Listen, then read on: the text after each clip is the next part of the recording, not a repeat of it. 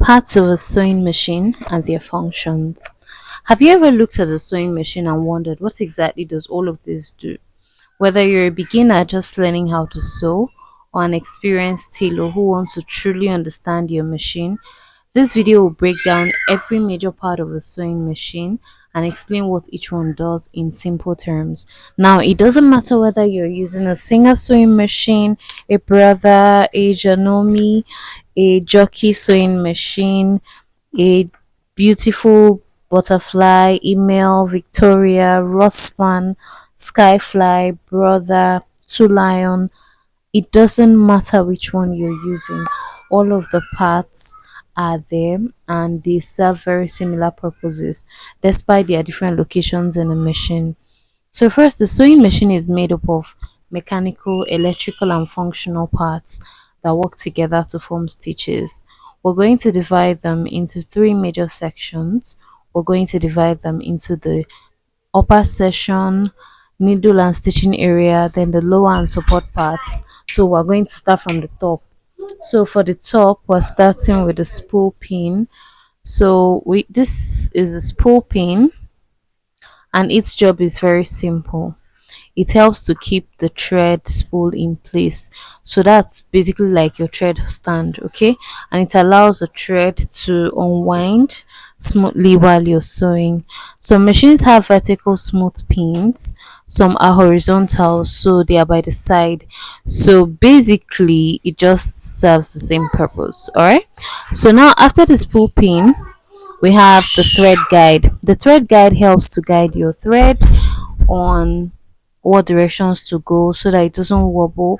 So the thread guide from the spool pin down to the needle, it guides it, so it prevents tangling, maintains proper tension and ensures smooth stitching.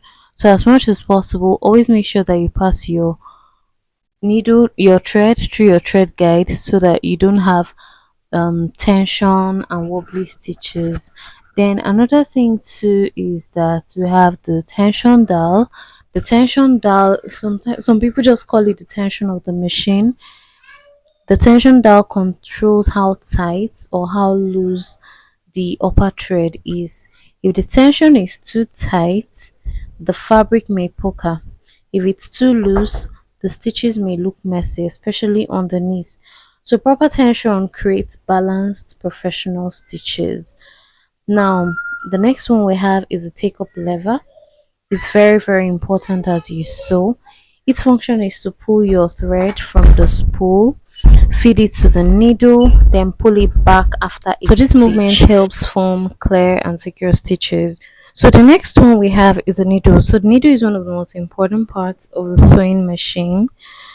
It pierces the fabric, it carries the upper thread, and it works with the bobbin to form interlocking stitches. So different needles are used for different fabrics: cotton fabrics, denim, leather, or stretch fabrics.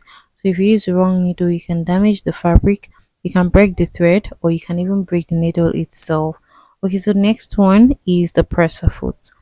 Now this is the presser foot. It holds the fabric firmly in place while allowing it to move forward evenly. So we have different kinds of presser foot: zigzag footers, zipper foot, buttonhole foot, walking foot, beading foot. Then each one is designed for a specific sewing task. The other one is for zips, the other one is for sewing beaded fabrics. Then we have the needle plate. So it's a metal plate with heavy measurement markings, and it's also called the throat plate. It's a metal plate under the needle. It has a hole for the needle to pass through and pierce the bobbin and the bobbin case. So it guides the fabric movement. It also provides seam allowance markings, helps keep your stitches straight and accurate. Then we have the feed dogs, popularly known as the teeth. Now, without these feed dogs, your fabric will not be moving while you're stitching. So they are usually under the needle plate. They are small metal teeth, and that's why they're usually called teeth. So they grip the fabric, they move it forward or backwards, they control the stitch length, and without the feed dogs, like I said, your fabrics will not be moving. So if you have any issues with your machine where your fabric is not moving, you just go ahead and change your teeth. It might just be the main reason why it's not moving. Then we also have the bobbin. The bobbin is popularly known as riller in the open market. It holds the lower thread. It works together with the upper thread to create an interlocking stitch. Bobbin threading must be done correctly. If it's not done correctly, you're going to have tangles and skipped stitches.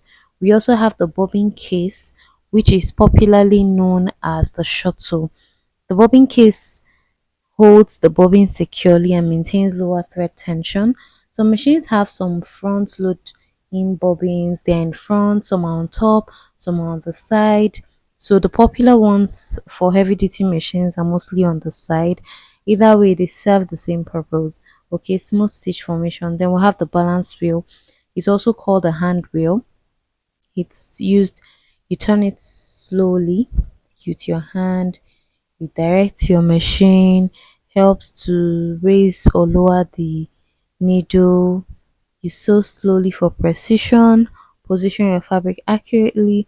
Always make sure that you turn the hand wheel towards you and not backwards, especially when you are working with a sewing machine and not a weaving machine.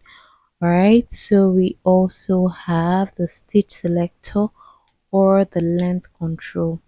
So the stitch selector helps you to choose different types of stitches, especially for multi-purpose machines.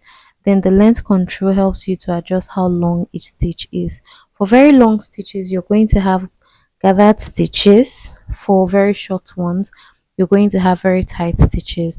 So some of the common stitches include straight stitch, zigzag stitch, button stitch. So the stitch selector helps you to control your sewing versatility. So the foot pedal, it basically controls the speed of your sewing. So you have the manual one, you have the electric one.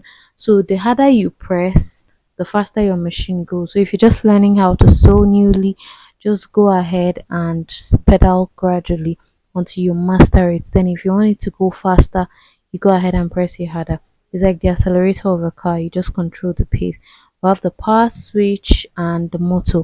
So you can turn off your machine and turn on your machine, especially for electric sewing machines. For manual sewing machines, you don't have the on and off switch. Then finally, every part of a sewing machine has a purpose. So when you understand how each part works, you sew faster, cleaner, and with more confidence.